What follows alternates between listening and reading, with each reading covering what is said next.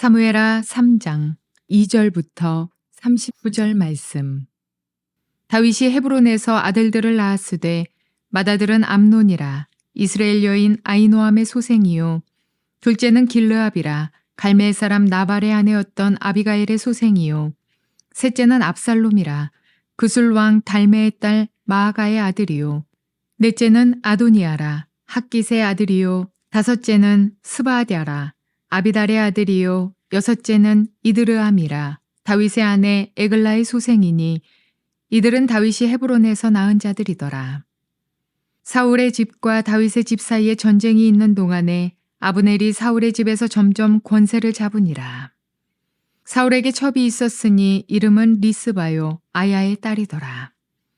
이스보셋이 아브넬에게 이르되 네가 어찌하여 내 아버지의 첩과 통간하였느냐 하니 아브넬이 이스보셋의 말을 매우 분하게 여겨 이르되 내가 유다의 개머리냐 내가 오늘 당신의 아버지 사울의 집과 그의 형제와 그의 친구에게 은혜를 베풀어 당신을 다윗의 손에 내주지 아니하였거늘 당신이 오늘 이 여인에게 관한 허물을 내게 돌리는도다. 여호와께서 다윗에게 맹세하신 대로 내가 이루게 하지 아니하면 하나님이 아브넬에게 벌 위에 벌 내리심이 마땅하니라. 그 맹세는 곧 이 나라를 사울의 집에서 다윗에게 옮겨서 그의 왕위를 단에서 브엘세바까지 이스라엘과 유다에 세우리라 하신 것이니라 하매 이스보셋이 아브넬을 두려워하여 감히 한마디도 대답하지 못하니라. 아브넬이 자기를 대신하여 전령들을 다윗에게 보내어 이르되 이 땅이 누구의 것이니까 또 이르되 당신은 나와 더불어 언약을 맺사이다. 내 손이 당신을 도와 온 이스라엘이 당신에게 돌아가게 하리이다 하니 다윗이 이르되 좋다. 내가 너와 언약을 맺거니와 내가 네게 한 가지 일을 요구하노니 나를 보러 올 때에 우선 사울의 딸 미가를 데리고 오라. 그리하지 아니하면 내 얼굴을 보지 못하리라 하고 다윗이 사울의 아들 이스보셋에게 전령들을 보내 이르되 내 처 미가를 내게로 돌리라. 그는 내가 전에 블레셋 사람의 포피 100개로 나와 정언한 자니라 하니 이스보셋이 사람을 보내 그의 남편 라이스의 아들 발디엘에게서 그를 빼앗아 오매 그의 남편이 그와 함께 오되 울며 바울임까지 따라왔더니 아브넬이 그에게 돌아가라 하매 돌아가니라. 아브넬이 이스라엘 장로들에게 말하여 이르되 너희가 여러 번 다윗을 너희의 임금으로 세우기를 구하였으니 이제 그대로 하라. 여호와께서 이미 다윗에 대하여 말씀하시기를 내가 내 종 다윗의 손으로 내 백성 이스라엘을 구원하여 블레셋 사람의 손과 모든 대적의 손에서 벗어나게 하리라 하셨음이니라 하고 아브넬이 또 베냐민 사람의 귀에 말하고 아브넬이 이스라엘과 베냐민의 온 집이 선하게 여기는 모든 것을 다윗의 귀에 말하려고 헤브론으로 가니라. 아브넬이 부하 20명과 더불어 헤브론에 이르러 다윗에게 나아가니 다윗이 아브넬과 그와 함께한 사람을 위하여 잔치를 배설하였더라. 아브넬이 다윗에게 말하되 내가 일어나 가서 온 이스라엘 무리를 내 주 왕의 앞에 모아 더불어 언약을 맺게 하고 마음에 원하시는 대로 모든 것을 다스리시게 하리이다 하니 이에 다윗이 아브넬을 보내매 그가 평안히 가니라. 다윗의 신복들과 요압이 적군을 치고 크게 노략한 물건을 가지고 돌아오니 아브넬은 이미 보냄을 받아 평안히 갔고 다윗과 함께 헤브론에 있지 아니한 때라.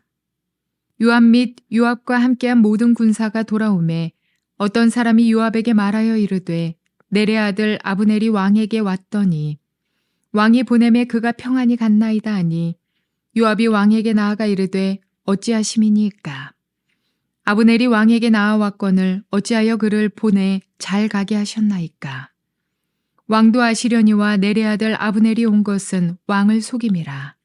그가 왕이 출입하는 것을 알고 왕이 하시는 모든 것을 알려 함이니이다 하고 이에 요압이 다윗에게서 나와 전령들을 보내 아브넬을 쫓아가게 하였더니 시라 우물가에서 그를 데리고 돌아왔으나 다윗은 알지 못하였더라. 아브넬이 헤브론으로 돌아오매 요압이 더불어 조용히 말하려는 듯이 그를 데리고 성문 안으로 들어가 거기서 배를 찔러 죽이니 이는 자기의 동생 아사엘의 피로 말미암음이더라. 그 후에 다윗이 듣고 이르되 넬의 아들 아브넬의 피에 대하여 나와 내 나라는 여호와 앞에 영원히 무죄하니 그 죄가 요압의 머리와 그의 아버지의 온 집으로 돌아갈지어다. 또 요압의 집에서 백탁병이나 나병 환자나 지팡이를 의지하는 자나 칼에 죽는 자나 양식이 떨어진 자가 끊어지지 아니할지로다 하니라. 요압과 그의 동생 아비새가 아브넬을 죽인 것은 그가 기브온 전쟁에서 자기 동생 아사엘을 죽인 까닭이었더라. 다윗이 요압과 및 자기와 함께 있는 모든 백성에게 이르되 너희는 옷을 찢고 굵은 배를 띠고 아브넬 앞에서 애도하라 하니라. 다윗 왕이 상열을 따라가 아브넬을 헤브론에 장사하고 아브넬의 무덤에서 왕이 소리를 높여 울고 백성도 다 우니라.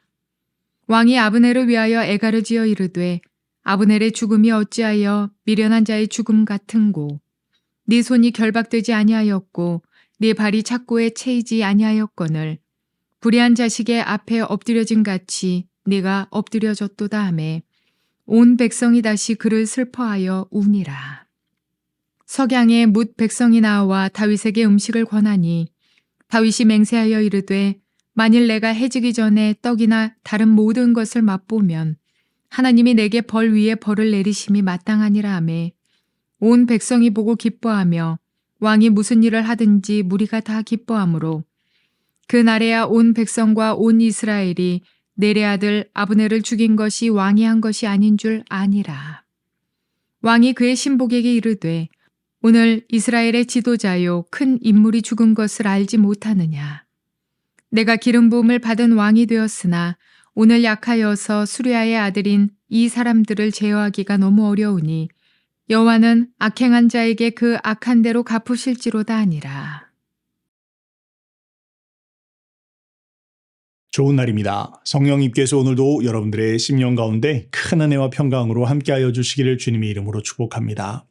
오늘 저는 여러분들과 함께 사무엘 하 3장 2절부터 39절까지 말씀으로 실세들의 반란이라는 그런 제목으로 은혜를 나누기를 원합니다. 우리는 지금 다윗이 왕이 되어지는 과정에 대한 부분들을 살펴보고 있습니다. 그런데 다윗이 왕이 되어지는 것은 그냥 하루아침에 이루어진 것은 아니었습니다. 우리가 아는 것처럼 오랜 시간 광야의 시간을 지나갔고 뿐만 아니라 심지어 사울이 죽고 나서도 그가 왕이 되어지는 건 그냥 단박에 된 것이 아니었다는 것이죠. 먼저는 유다 지파의 왕이 되었고 그 다음에 이제 이스라엘이 왕이 되어지는데 이 시간이 7년 6개월이라는 시간이 걸립니다. 때로는 우리는 하나님이 일이 이루어지는 데 있어서 오랜 시간들을 기다려야 될 필요가 있습니다. 자, 어쨌든 그렇게 해서 이제 다윗이 이스라엘의 왕으로서 이스라엘 전체의 왕으로서 세워지게 되어지는데 그런 가운데서 아주 중요한 이야기가 지난 시간 우리가 읽었던 3장 1절 말씀입니다. 자, 시간이 흐를수록 다윗의 집안은 점점 더 흥왕하여지고 사울의 집안 시간이 흐를수록 더욱더 약해지게 되었더라라는 것이죠. 하나님께 순종하는 사람들은 시간이 흐를수록 더욱더 하나님께서 그를 축복하시고 흥왕케 하시고 부흥케 하십니다. 반면에 우리가 하나님과 함께 결을 같이 하지 않고 내 뜻을 추구하기 시작하면 시간이 흐를수록 쇠약하게 되어진다. 잊지 말아야 될 것입니다. 자, 그런 가운데서 여러분들 오늘 보시는 이제 3장 말씀도 그 흐름 안에서 같은 이야기를 하고 있습니다. 다윗의 집안은 점점 더 부강해진다.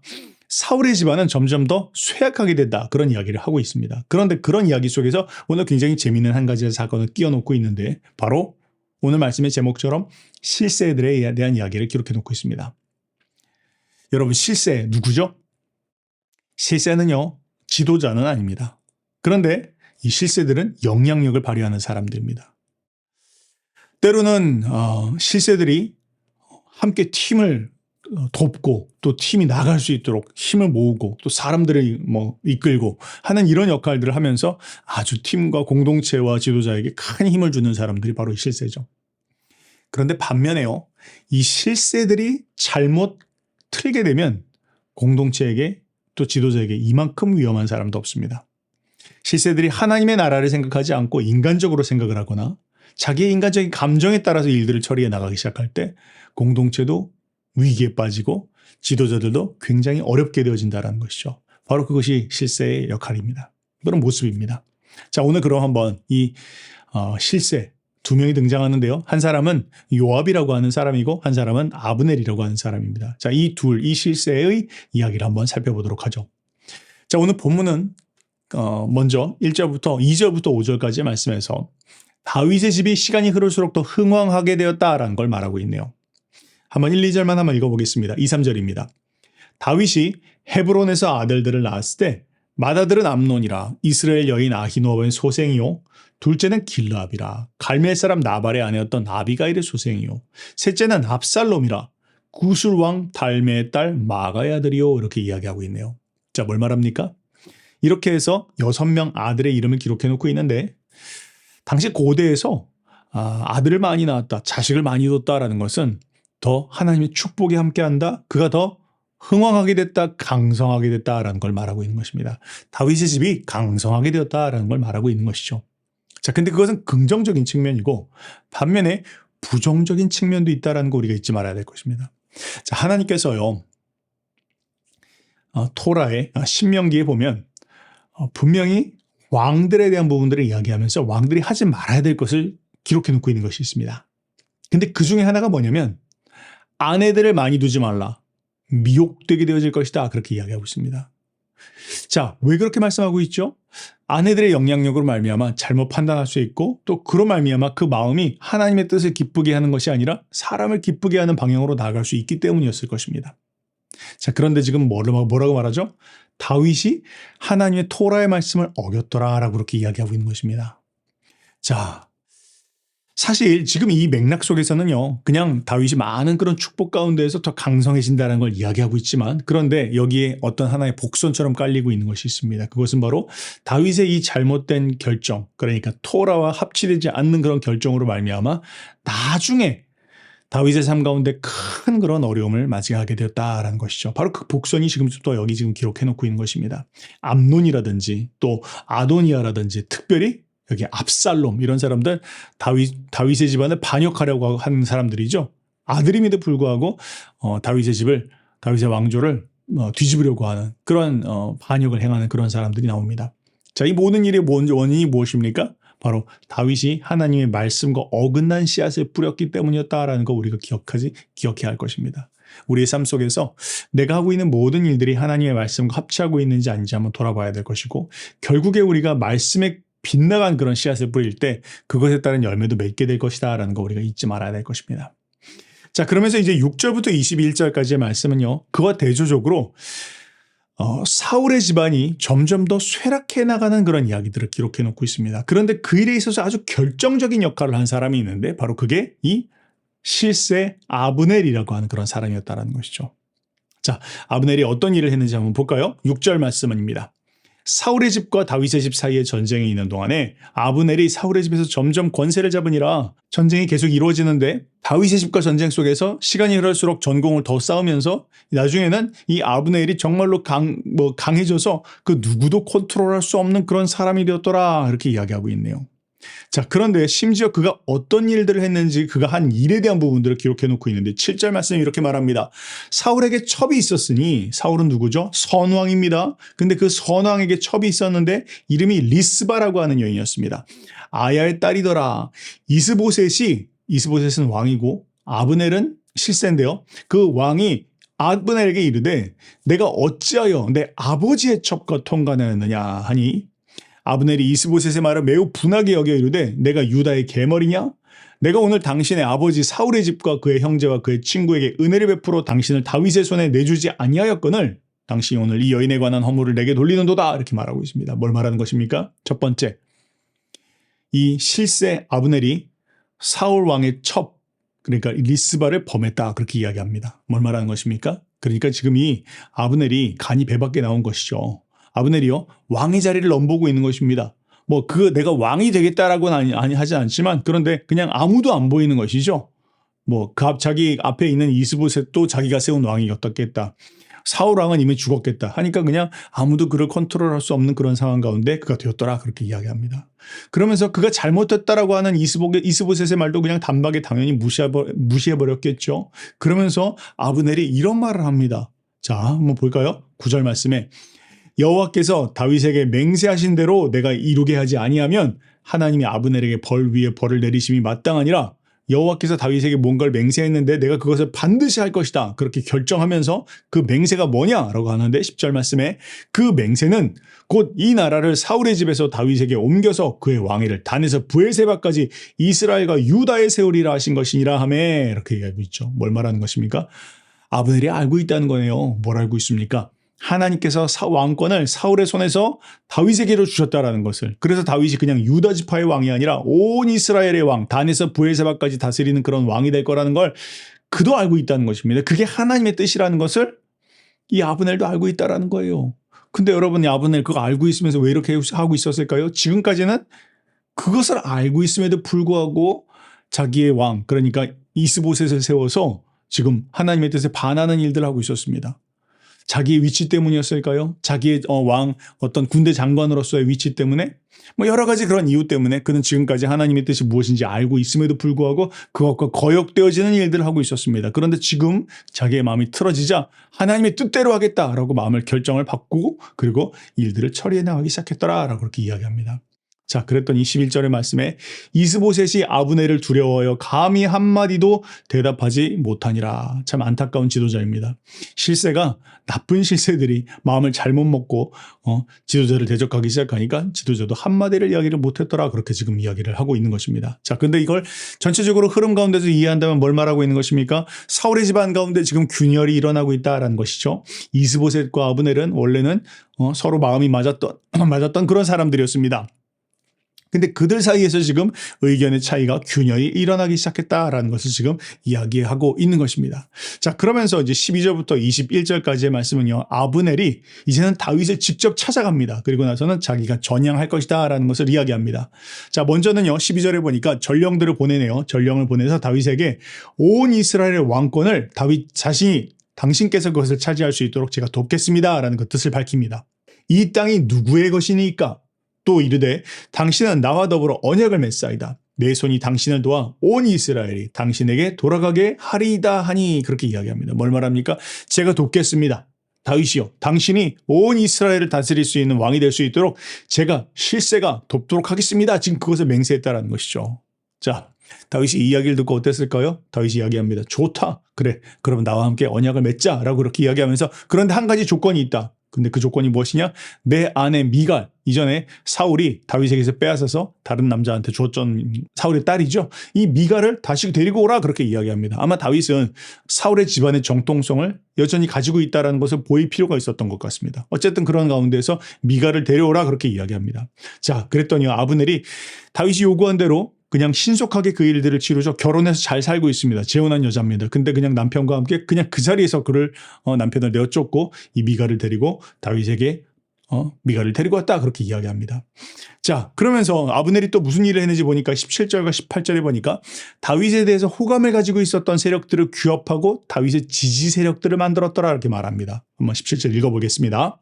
아브넬이 이스라엘 장로들에게 말하여 이르되 너희가 여러 번 다윗을 너희의 임금으로 세우기를 구하였으니 이제 그대로 하라. 여호와께서 이미 다윗에게 대하여 말씀하시기를 내가 내 종 다윗의 손으로 내 백성 이스라엘을 구원하여 블레셋 사람의 손과 모든 대적의 손에서 벗어나게 하리라 하셨음이니라 하고. 자, 뭘 말하는 것입니까?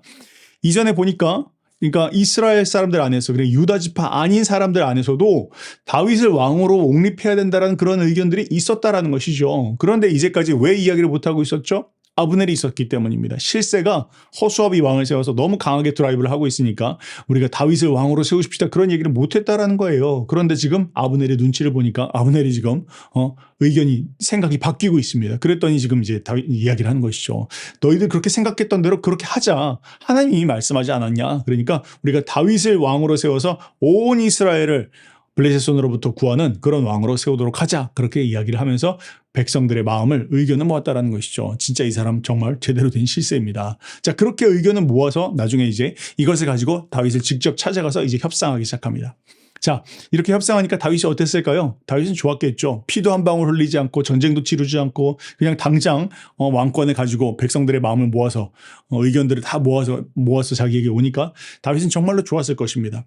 그래서 20절에 보니까 아브넬이 부하 20명과 더불어 자 부하 20명을 데리고 왔다. 이 말은 전쟁하자고 온 거 아니죠. 화평을 위해서 온 것입니다. 언약을 맺기 위해서 온 것입니다. 그렇게 더불어 헤브론에 이르러 다윗에게 나아가니 다윗이 아브넬과 그와 함께한 사람들을 위해서 잔치를 배설하였더라.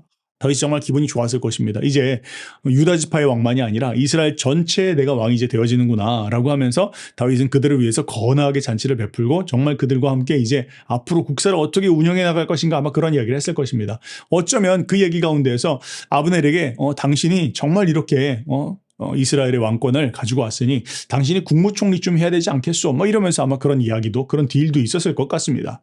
자, 그런데요. 그렇게 이야기가 다 되어지고 나서 21절에 이렇게 이야기합니다.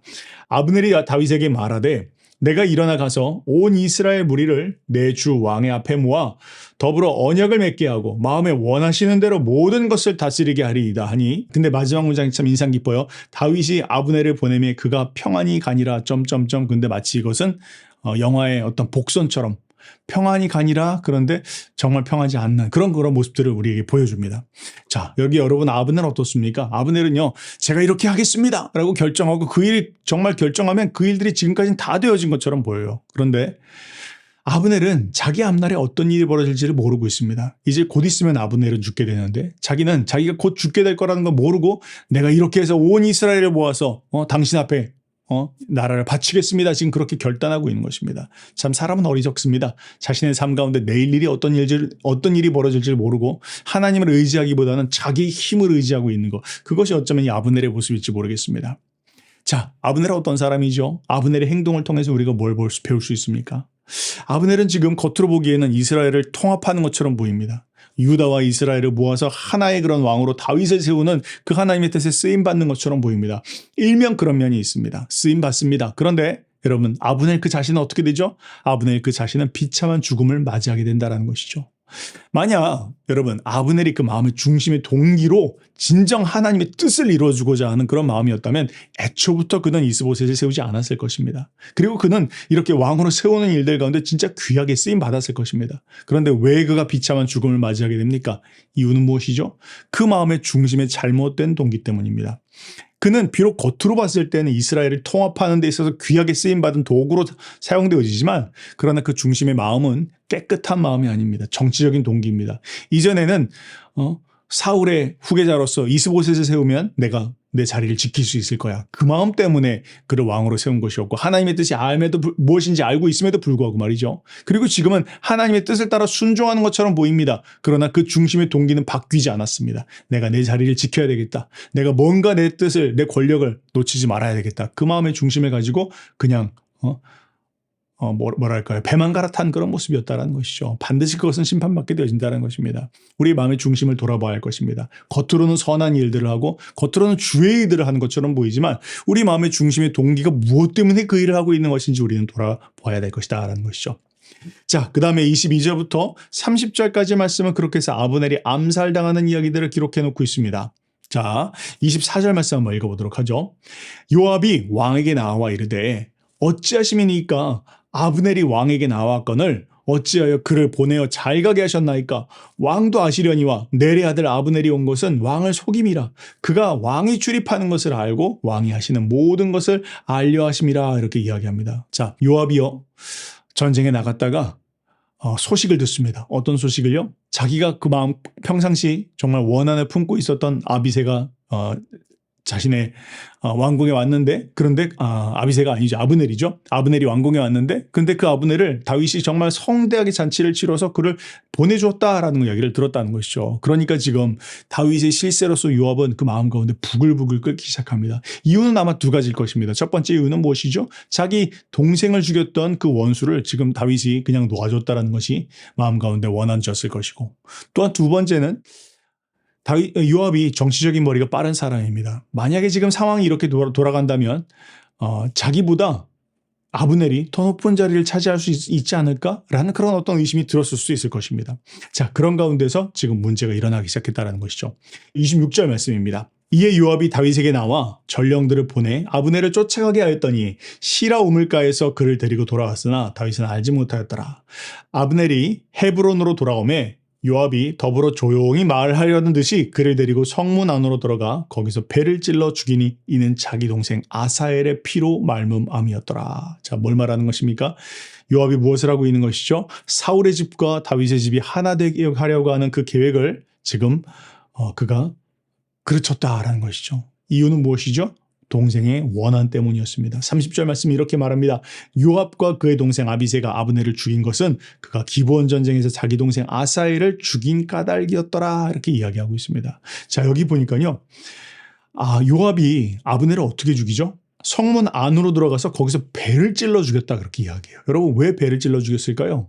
이유가 있죠. 자기 동생 아사엘이 배를 찔러 죽였거든요. 그러니까 지금 요압은요, 이 요압이라고 하는 사람의 성정을 보여주는 것 같습니다. 야, 너도 이렇게 죽어 하고 그의 배를 찔러 죽였다라는 것입니다. 아주 무서운 사람입니다. 자, 어쨌든 이 요압은 지금 뭘 하고 있는 것입니까? 요압의 그 인간적인 원한, 개인적인 그런 마음 가운데 풀지 않은 원한으로 말미암아 하나님의 일을 지금 단단하게 그르치고 있습니다. 처음에는 지금 아브넬이 비록 인간적인 판단 가운데서 잘못 판단한 것이지만 인간적인 그런 동기로 하는 것이지만 그래도 하나님의 일을 이루는 것인데 요압이 그렇게 해서 하나님께서 이끌어 가시고 있는 일들을 또 자기의 개인적인 원한을 가지고 일을 그르쳤더라라는 것이죠. 이로 말미암아 다윗은 굉장히 큰 어려움을 당하게 됩니다. 여러분 다윗이 어떤 어려움을 당할까요?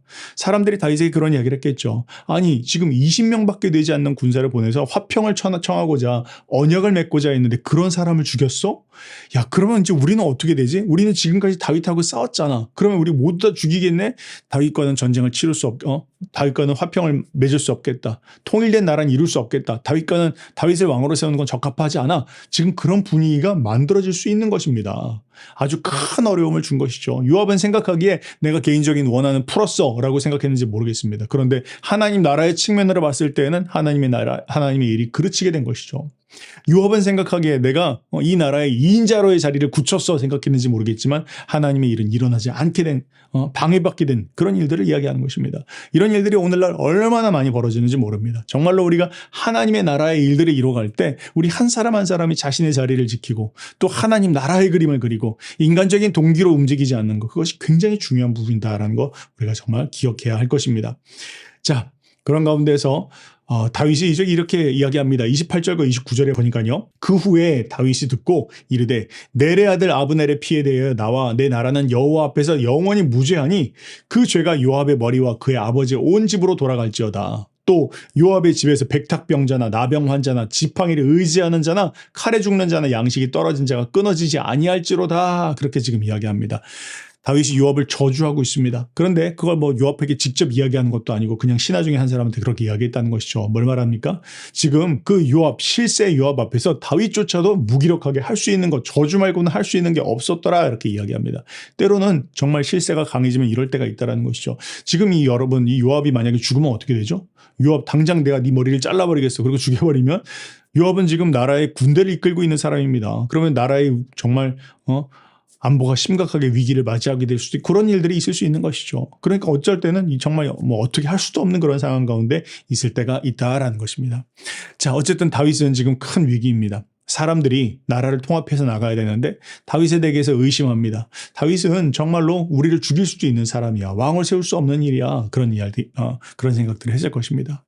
자, 어쨌든 다윗은 지금 이런 상황 속에서 이 일이 요압이 저지른 일이지 내가 한 것이 아니다라는 것을 적극적으로 설명할 필요가 있었습니다. 그렇겠죠? 내가 한 게 아닙니다. 요압의 개인적인 원한 때문에 한 것입니다. 나는 이 일에 대해서 관계가 없다라는 것을 백성들이 모두에게 알릴 필요가 있었다라는 것입니다. 자, 그런 가운데서 이제 다윗이 어떤 일들을 했는지 보니까 다윗이 이 아브넬을 위해서 성대하게 장례식을 치러줬더라 이렇게 이야기합니다. 31절 32절입니다. 다윗이 요압과 및 자기와 함께 있는 모든 백성에게 이르되 너희는 옷을 찢고 굵은 배를 띠고 아브넬 앞에서 애도하라 하니라. 다윗 왕이 상렬을 따라가 아브넬을 헤브론에 장사하고 아브넬의 무덤에서 왕이 소리를 높여 울고 백성도 다 우니라 얘기합니다. 뭘 말합니까? 다윗이 백성들 앞에서 이걸 꾸미기 위해서라기보다는 정말로 하나 될 수 있는 이런 기회, 하나님의 나라를 함께 만들어갈 수 있는 기회가 잃어버린 것에 대해서 이 아브넬을 잃어버린 것에 대해서 성대하게 장례를 치릅니다. 그리고 자기 자신이 상주가 되어서 상을 치렀다라는 것입니다. 그래서 그가 애곡을 하고 그가 울며 또한 아브넬을 헤브론에 장사를 했다는 것이죠. 그들이 늘 있었던 그 장소가 아니라 헤브론에 그를 모셨다. 그렇게 지금 이야기하고 있는 것입니다. 자, 그러면서 백성들이 그런 왕의 모습들을 보면서 왕을 걱정하면서 함께 식사를 좀 하십시오. 그렇게 이야기합니다. 35절에 석양의 못 백성이 나와 다윗에게 음식을 권하니 다윗이 맹세하여 이르되 만일 내가 해지기 전에 떡이나 다른 모든 것을 맛보면 하나님이 내게 벌 위에 벌을 내리심이 마땅하니라. 자, 왕이 상주도 해요. 막 정말 애곡도 합니다. 또 금식까지 합니다. 이런 모습들을 백성들이 보게 되었다라는 것이죠. 야, 다윗이 지금 저게 그냥 겉으로 이야기하는 게 아니라 혹은 그냥 누명을 벗기 위해서 하는 것이 아니라 진심으로 다윗의 마음 가운데 하나님의 일이 하나님의 방법대로 되어지지 않는 것에 대해서 하나님의 일이 인간적인 그런 계획들이 섞임으로 말미암아 깨어짐에 대해서 특별히 그 일에 있어서 귀한 역할들을 하게 되는 이런 아브넬이 죽은 것에 대해서 정말로 슬퍼하는 거구나라는 걸 아마 사람들이 봤다는 것이죠. 36절 말씀에 이렇게 말합니다. 온 백성이 보고 기뻐하며 왕이 무슨 일을 하든지 무리가 다 기뻐함으로 이렇게 이야기합니다. 자, 여러분 다윗의 이 모습을 누가 봤을까요? 다윗의 이 모습을 그 아브넬과 함께 왔던 20명의 군사들이 봤을 것입니다. 그 군사들이 마음 가운데 그랬지 않겠어요? 우리의 지도자, 우리의 대왕, 지도자인 아브넬을 죽였어. 이런 마음 가운데 원한을 품고 있었을 것입니다. 근데 그런 마음에도 불구하고 다윗이 하고 있는 그런 모습들을 보니까 그들의 마음이 풀어졌다는 것이죠. 모든 오해가 풀어졌다는 것입니다. 야, 저거 그냥 요압을 시켜서 한 게 아니라 저 요압의 개인적인 그런 원한이고 다윗은 그 마음 가운데 정말로 아브넬과 함께 하나의 나라를 이루려고 한 것이 맞구나. 그들의 마음 가운데 있는 그런 오해가 슬슬 풀어지기 시작하면서 정말로 하나님의 뜻으로 모든 나라의 분위기가 또 백성들의 말이 바뀌기 시작했다라는 것이죠. 그러면서 37절에 이렇게 말합니다. 이날에야 온 백성과 온 이스라엘이 넬의 아들 아브넬을 죽인 것을 왕이 한 것이 아닌 줄로 아니라 그렇게 이야기했다라는 것이죠. 이제 다윗이 정말로 그의 일생일대의 최대의 위기를 넘기게 되었다라는 걸 말합니다. 그러면서 다윗이 이렇게 한 문장을 남깁니다. 39절에 내가 기름 부음 받은 왕이 되었으나 오늘 약하여서 수루야의 아들인 이 사람들을 제어하기가 너무 어려우니 여호와는 악행한 자에게 그 악한 대로 갚으실지로다 그렇게 이야기합니다. 어쩔 수가 없었다는 것이죠. 저주할 수도 있고 하지만 내가 손쓸 방법이 없었더라 그렇게 하면서 하나님께로 모든 것들을 맡겼더라 지금 그렇게 이야기를 하고 있는 것입니다. 자, 여러분 오늘 말씀을 통해서 우리가 깨달을 수 있는 것은 무엇입니까? 저는 오늘 말씀을 통해서 큰 흐름, 다윗의 집은 시간이 흘러갈수록 더욱더 흥왕해지고 사울의 집은 점점 약해지고 있습니다. 근데 그런 가운데에서 이 실세들의 인간적인 판단과 잘못된 결정들이 일들을 그르쳐놓고 있습니다. 그러나 그럼에도 불구하고 지도자의 마음 가운데 있는 순수한 심령, 깨끗한 마음, 하나님의 나라를 추구하는 그 중심, 이것이 흔들리지 않고 있을 때 밑에 있는 실세들이 아무리 문제를 잘못 판단을 하고 개인적인 원한 때문에 혹은 인간적인 욕심 때문에 일들을 처리해 나간다 할지라도 결국에는 사람들은 알아주게 되는구나. 지도자의 마음이 얼마나 깨끗해야 되는지 또 깨끗한 마음으로 중심에 정말 투명한 마음으로 주님을 섬기고 순수한 마음으로 섬기는 것이 얼마나 중요한지 이런 것들을 더욱 보게 되어집니다. 결국 그렇게 나갈 때 하나님께서 다윗에게 약속하신 것처럼 다윗의 집은 계속해서 더욱더 흥왕하게 되어질 것이다. 모든 오해는 풀리게 될 것이다. 라는 것을 지금 이야기하고 있는 것입니다. 여러분 오늘 말씀을 다시 한번 돌아보면서 우리의 마음의 중심이 깨끗한 마음의 중심인지 정말로 하나님의 나라를 바라보면서 나가고 있는지 혹은 이런 실세들처럼 인간적인 원한과 미움과 판단 가운데 일들을 그르치고 있는 것은 아닌지 한번 돌아볼 수 있기를 바랍니다. 이렇게 승리하시는 저 여러분들 되시기를 주님의 이름으로 축복합니다.